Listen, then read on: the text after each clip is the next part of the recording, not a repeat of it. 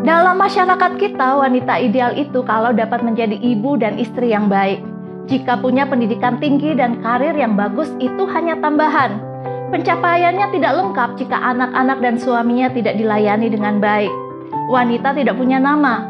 Ketika menikah, mereka akan menjadi Nyonya X. Setelah anaknya lahir, ia akan menjadi mama dari Y. Identitas dirinya tidak penting. Demikian juga dengan pendidikan dan karirnya.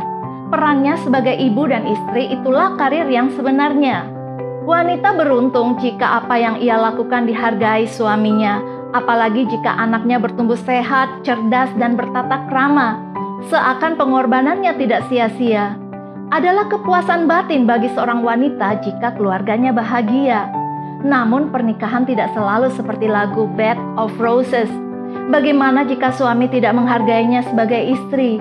Suami tidak menganggap perasaannya penting atau tidak memenuhi kebutuhannya baik secara biologis, emosional maupun finansial.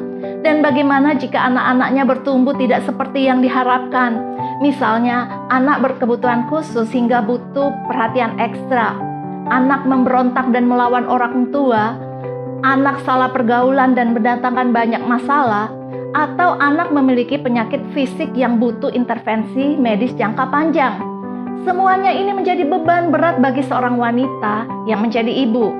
Bukan hanya kehilangan identitas diri yang lebur dengan perannya sebagai ibu dan istri, tapi seorang wanita juga memikul tanggung jawab besar yang belum tentu diakui. Perasaannya tidak penting, apalagi mimpi-mimpinya. Kebanyakan wanita berhenti bermimpi untuk dirinya sendiri, terutama setelah punya anak. Yang dipikirkan hanya masa depan anak-anaknya. Sementara itu bagaimana dengan masa depannya sendiri? Apa yang terjadi saat anak beranjak dewasa dan tidak membutuhkannya lagi seperti yang sudah-sudah? Atau ketika suaminya memasuki masa pensiun dan tidak lagi all powerful? Ketika rumah menjadi sepi karena anak-anak sudah memiliki kehidupan masing-masing? Mau tidak mau, para ibu yang sudah parubaya itu mencari meaning lain dalam hidupnya. Ironis sekali. Karena ketika masih kanak-kanak, orang tua merawatnya dengan baik, memberikan pendidikan terbaik, makanan bergizi, sekolah favorit, kursus-kursus yang menunjang bakatnya. Waktu kecil tidak dibedakan antara anak laki-laki atau perempuan. Baik anak laki-laki maupun perempuan berada pada pacuan yang sama. Hanya beberapa sekolah yang memisahkan pendidikan anak laki-laki dan perempuan. Namun itu pun isi dari kurikulum tetap sama. Harapan orang tua dan guru, para pelajar wanita ini akan masuk pasar tenaga kerja yang sama dan berkompetisi dengan teman-teman sekelasnya yang laki-laki. Namun apa gunanya semua itu jika fungsi utamanya adalah mengasuh anak dan suami? Bukankah lebih baik anak perempuan diberikan bekal mengurus rumah tangga, memasak, menjahit, merapikan rumah, P3K seperti zaman dulu? Demikian juga dia perlu tahu cara mengasuh anak, memuaskan suami, mengatur keuangan, atau membantu anak mengerjakan tugas sekolah. Seorang perempuan harus memiliki kecerdasan emosi yang tinggi serta kemampuan manajemen yang mumpuni. Jadi kalau begitu, mengapa seorang anak perempuan diberikan pendidikan sama dengan anak laki-laki? Diajarkan untuk menggantungkan impiannya setinggi langit, yang akhirnya harus dilepaskan ketika menikah. Ada yang berpikir bahwa itu kan hanya sementara, berharap ketika anak-anak sudah besar ia akan kembali bekerja. Namun zaman berubah, meninggalkan marketplace yang dinamis dan berkembang dengan cepat, ibu-ibu sering ketinggalan. Apalagi sekarang dibutuhkan pengetahuan teknologi yang canggih. Wanita yang kembali ke dunia kerja merasa bahwa pendidikan dan skill yang dimilikinya tidak lagi relevan. Budaya perusahaan juga beda dengan budaya di rumah. Hanya sedikit wanita yang bisa kembali bekerja setelah bertahun-tahun mengurus rumah tangga. Oleh sebab itu, pendidikan perempuan dan laki-laki idealnya harus dibedakan. Mereka tidak boleh berada pada pacuan yang sama, yang nanti di tengah jalan para wanita gugur, sementara para pria terus melaju.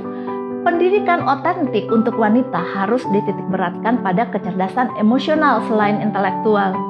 Karena kondisi mental wanita paling utama dalam keluarga.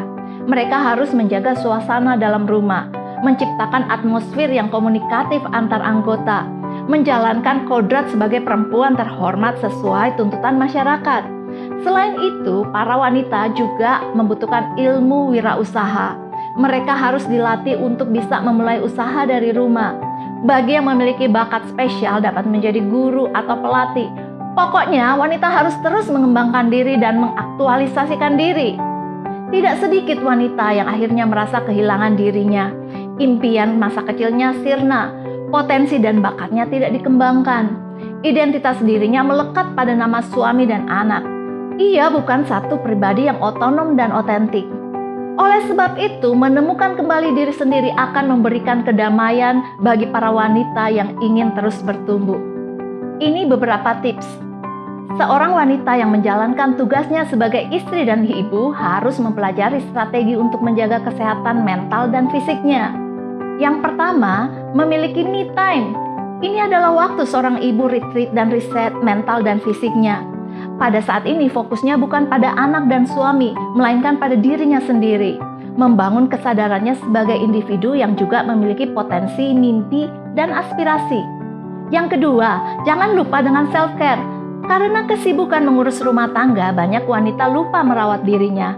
Self-care adalah seni merawat diri baik secara fisik maupun mental. Menjaga makan, istirahat yang cukup, berolahraga, ke salon, atau kumpul dengan teman-teman. Jangan merasa bersalah ketika kita harus meninggalkan rumah sementara waktu untuk menyenangkan diri. Wanita harus sehat luar dalam, tampil cantik menarik, percaya diri bukan hanya untuk suami tapi juga untuk dirinya sendiri.